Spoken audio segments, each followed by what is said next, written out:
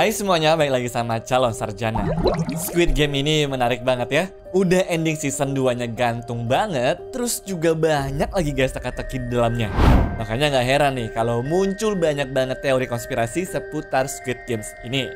Sudah penasaran? Hai, gue Andre dari Calon Sarjana dan kali ini kita bakal bahas selengkap-lengkapnya tentang semua konspirasi yang muncul di series Squid Game ini. By the way, kalau kalian suka dengan tipe video seperti ini, jangan lupa kasih like, share, dan juga subscribe-nya ya.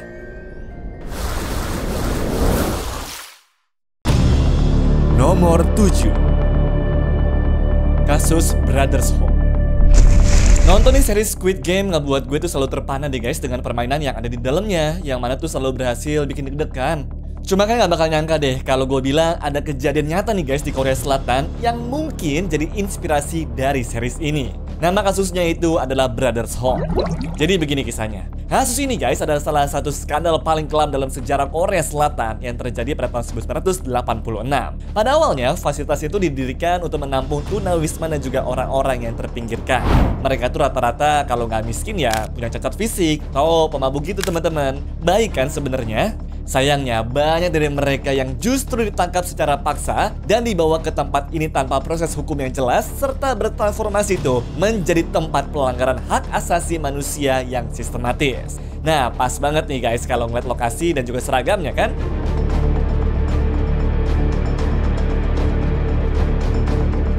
Berasa familiar nggak? Terus parahnya lagi di dalam sana mereka tuh bukannya dirawat tapi malah dipaksa untuk bekerja tanpa dibayar dan mengalami berbagai bentuk kekerasan. Bahkan gak jarang juga nih mereka tuh diberikan obat-obatan tanpa resep. Tujuannya apa? Ya untuk mengontrol perilaku mereka. Berdasarkan laporan, sekitar 657 kematian terjadi di fasilitas ini dan banyak dari mereka yang mengalami penyiksaan fisik, pelecehan, serta perlakuan kejam lainnya. Terus kebayang gak kalian, area ini seharusnya itu cuma bisa menampung 500 orang. Cuma isinya saat itu menampung lebih dari 4.355 orang. Tapi apa hubungannya sama Squid Game? Keduanya guys tunjukin kepada kita gimana orang-orang yang terjebak dalam kemiskinan dieksploitasi itu oleh pihak berkuasa demi keuntungan pribadi. Sekarang udah sadar kan kalian? Meskipun sutradaranya itu nggak ngomong langsung kalau filmnya terinspirasi dari sana, cuma dia mengaku tuh kalau isu-isu sosial seperti ketidakadilan ekonomi memang menjadi tema utama dalam karyanya ini guys. Bagaimana nih menurut kalian? Nomor 6. Konspirasi VIP. Apa yang ada di kepala kalian nih guys waktu ngelihat player nomor 125 ini? Kelihatan cupu kan? Makanya selalu dibully tuh teman-teman. Cuma ada sebuah teori konspirasi nih guys yang menduga kalau dia ini adalah sosok dari salah satu VIP, yaitu VIP ketiga. Pas gue cek internet terus lihat case Squid Game di season 1 sih, di sana tuh ada tulisan VIP ketiga yang diperankan oleh David Lee kan? Dari mukanya kelihatan jelas tuh guys kalau ini tuh mukanya player nomor 125 kan? Terus kalau diperhatiin lagi, dia juga selamat di setiap gamenya dong. Kemudian dari rilis pemenang di Squid Game tahun 1994, kalian juga bakal ngeliat tuh nama Kim Min Soo. Gila kan? Tapi gue lebih curiga nih sama pemain nomor 100 kali ini guys. Dari awal udah berisik banget dan juga persuasif. Bahkan dia juga gak pernah takut gitu pas lagi main. Seolah-olah udah tahu aja sama gamesnya. Bahkan yang bikin curiga, dia selalu voting buat main terus. Nah, kalau di season 1 tuh VIP atau foundernya adalah nomor 001, yang mana si kakek-kakek. Bisa jadi juga supaya ketebak, angkanya diganti guys jadi 100 nih buat VIP-nya yang lain. Wah, kalau sampai ada 2 orang begini, apa jangan-jangan semua VIP pada main di game kali ini kali ya? Gimana menurut kalian guys? Nomor 5. Game selanjutnya. Semua orang yang sudah nonton pasti bete banget deh pas nonton season 2 karena nanggung gitu kan endingnya guys. Dan ternyata masih ada beberapa game lagi yang belum dimainin. Kalian udah tahu belum kisi-kisinya? Ya, kalau berkaca dari season 1, semua gamesnya tuh tanpa kita sadari terpampang semua kan di bagian temboknya. Mulai dari gula-gula itu, tarik tambang, yang kelereng-kelereng, jembatan kaca, sama Squid Game yang terakhir itu guys. Semuanya ada deh pokoknya. Nah, kalau ngelihat tembok yang ada di season 2, kita lagi-lagi dikasih kisi-kisi nih. Tapi mungkin hal ini tidak kalian sadar ya. Jadi, sepenglihatan gue bakal tersisa 3 games lagi. Pertama adalah Jack and Jill. Di game ini nanti para pesertanya harus naik bukit yang licin atau terjal sambil bawa ember berisi air gitu teman-teman. Nah, tantangan utamanya tuh mereka harus bisa turun tanpa jatuhin airnya sedikit pun sembari dikasih rintangan. Kebayang nggak tuh deg-degannya kayak gimana? Terus teori games yang kedua adalah human chess atau catur manusia. Ini juga seru banget sih guys harusnya. Perlu strategi yang benar-benar matang untuk bisa bertahan hidup. Apalagi kita tahu dalam permainan catur itu sering banget harus mengorbankan bidak catur untuk bisa menang kan? Nah, kalau salah-salah jalanin bidaknya tentu akan pengaruhi nasib para pemain lah ya harusnya. Dan yang terakhir adalah monkey bar. Ingat kan tiang-tiang di taman dulu pas masih kecil? Gue yakin tantangannya tapi nggak sesimpel itu ya. Bisa jadi tiang-tiang itu goyang atau bahkan bisa juga licin. Atau malah pukul-pukulan nih di tiang ini sambil gelantungan. Feeling gue sih bakal banyak yang gugur sih di sini. Soalnya butuh fisik yang kuat kan? Tapi ya kita lihat aja nanti ya teman-teman. Nomor 4. Frontman selalu curang. Ada yang sadar gak sih guys kalau frontman tuh selalu curang? Atau jangan-jangan kalian gak sadar nih? Coba gue jelasin kali ya. Ingat waktu game Red Light Green Light? Kalian ngelihat dia ada di mana nggak? Gak kelihatan sama sekali kan? Tiba-tiba muncul aja tuh pas udah mulai voting. Gak cuma di situ tapi nih, pada games berikutnya tim dia juga jadi tim yang paling terakhir kan? Ada alasannya teman-teman soalnya.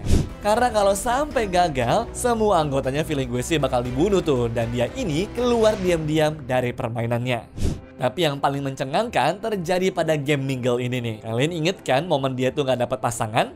Terus pas keluar ditembak-tembakin, dia tiba-tiba nongol dengan muka yang semeringah gitu guys. Kita gak pernah lihat dia ada di ruangan juga kan pas itu. Posisinya kayak selalu aman ya. Nomor 3. Mengapa VIP tidak ada di season 2? Kenapa ya guys di season 2 ini kok nggak ada VIP yang dimunculin sama sekali? Nah, setelah ngelihat scene ini berulang kali, kayaknya gue mulai sadar deh. Soalnya waktu semua pada ngelihat ke atas, satu-satunya pemain yang nggak ngelihat ke kamera adalah player nomor 1 ini kan? Di sini guys, dia malah ngelihat ke pemain 456 tuh yang memang sudah jadi pemain incarannya. Nah, konspirasinya menarik nih. Gimana jadinya kalau VIP-nya di season ini tuh ternyata kita semua sebagai penontonnya? Itu alasannya kenapa tuh mereka pada ngeliat ke atas semua ke arah kamera. Kenapa bisa kayak begitu? Soalnya kita bayar Netflix dan semacamnya ini guys buat nontonin orang-orang main games yang nyeremin ini kan? Nomor 2. Gi-hun bakal jadi frontman? Percaya nggak percaya, gue punya teori juga nih guys kalau Gi-hun ini bakal jadi frontman nih di masa depan. Soalnya pertama waktu dia di interview di Tonight Show tuh dan juga dikasih pertanyaan kayak begini. Do you become the new frontman? That's the rumor. And are you now in charge of the games? What? Really? What? This is crazy. I think the internet just broke right there. Dia jawab dua-duanya dong. Kayak main aman aja ya. Terus waktu adegan dia lagi ngobrol sama frontman dan juga sahabatnya, sosok Gi-hun yang kita kenal terkesan sudah berubah gak sih dari percakapannya? 하지만 우리가 싸움에 끼어들었다가 우리 중에 몇 명이 죽거나 다치기라도 하면 계획이 다 풀어질 겁니다. 지금 이 인원보다 적은 숫자로는 그놈들을 이길 수가 없어요. 이번 기회를 놓치면 더 큰 희생을 치르게 될 겁니다. 지금 희생을 치르더라도 이번에 반드시 이 게임을 끝내야 합니다. Terus di salah satu adegannya, mereka juga seakan-akan sudah ngasih kita hint juga teman-teman. Ingat gak sama omongan peramal setelah ngelihat cewek hamil ini? 네 명줄이 타고난 것보다 더 긴 이유가 있었구나. 네 놈이 여기까지 끌려온 이유가 있었어. Menurutnya, Gi-hun ini punya tujuan lain kenapa bisa hidup selama ini teman-teman. Dan di situ mereka seakan-akan ngasih tahu kita kalau si peramal ngerti alasannya. Kemudian alasan keempat, In-ho ini kan menang ya sebelumnya. Dan kalau dipikir-pikir, dia tuh punya banyak kesamaan gak sih guys sama si Gi-hun? Gue sih mikirnya bisa jadi Gi-hun ini tuh emang dijadikan sebagai frontman berikutnya supaya punya peluang lebih besar untuk ngancurin permainan ini dari dalam. Siapa tahu tujuan frontman sekarang sebenarnya sama kayak Gi-hun kan? Dan yang terakhir, katanya sih ini semua berhubungan sama Squid Game versi Amerika. Dengan Gi-hun jadi frontman, kita bakal dapat Squid Game yang berlatar di Amerika. Soalnya kita semua tahu kalau permainan ini guys berlangsung di berbagai belahan dunia kan? Ceritanya bakal jadi lebih seru sih karena bisa bikin dia menyusup lebih dalam ke organisasi ini dan menghancurkan semuanya tuh teman-teman. Bagaimana nih menurut kalian? Nomor 1, Kapten Kapal. Teori berikutnya menurut gue, kapten kapal ini sih pengkhianat guys. Ada 4 alasannya. Pertama, waktu si kapten ngelihat alat pelacak, dia kelihatan kayak langsung nunduk dan jarinya tuh kayak ngasih kode Morse ke orang-orang di sana kan. Terus yang kedua, inget gak kalian adegan pas pintu jebakannya dibuka dan terjadi sebuah ledakan yang besar tuh.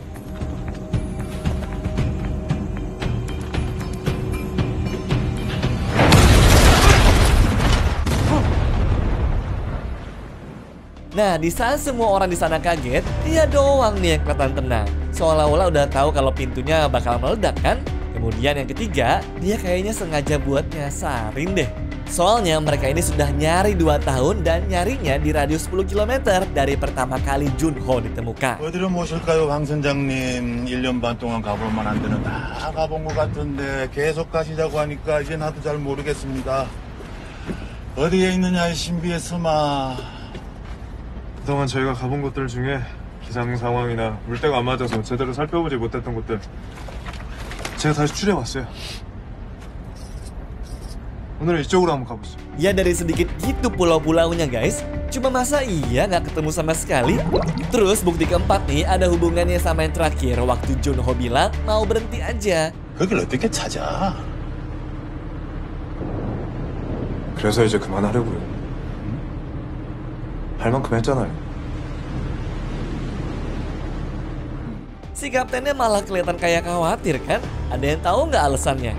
Ya kalau si Junho ini berhenti, dia jadi nggak bisa lagi tuh guys ngawasin dan juga malah ada kemungkinan kalau si Junho ini nemuin pulaunya kan? Makanya si kapten ngajak Junho tuh buat nyari lagi. Masuk akal dong. 4 Horsemen. Selanjutnya kita punya konspirasi yang gong banget nih teman-teman sebagai bonusnya. Gue yakin deh banyak dari kalian nggak sadar kalau dari awal nih guys ada banyak lambang kuda yang muncul. Ingat gak pas Ji-hun tuh awal-awal sebelum dikirim ke Squid Game, dia nggak punya duit gara-gara abis buat apa coba? Judi balapan kuda kan? Itu baru pertama. Selanjutnya pas adegan di bar ini temannya milih topeng kepala kuda warna hijau kan? Terus di season 2 inget gak sama game ini? Di situ ada 3 kuda yang jadi pajangannya kan guys? Sebenarnya nggak cuma 3, karena kuda keempat menurut gue si Ji-hun ini. Nah dalam Alkitab ada yang disebutnya sebagai 4 penunggang kuda yang akan membawa kiamat. Dan kudanya ada beda-beda warna. Yang mana menurut gue Gi-hun ini kuda hijau karena pakaiannya di series ini. Dan kalian tahu nggak apa yang ditulis di Wikipedia? Lihat deh teman-teman. Nah, bisa jadi bakalan ada 3 tokoh penting lainnya nih yang akan ngancurin Squid Game kalau mengacu ke teori kali ini. Siapa tuh guys kira-kira menurut kalian? Anyways, cukup sampai di sini ya guys video hari ini. Sampai jumpa di video selanjutnya. Dah.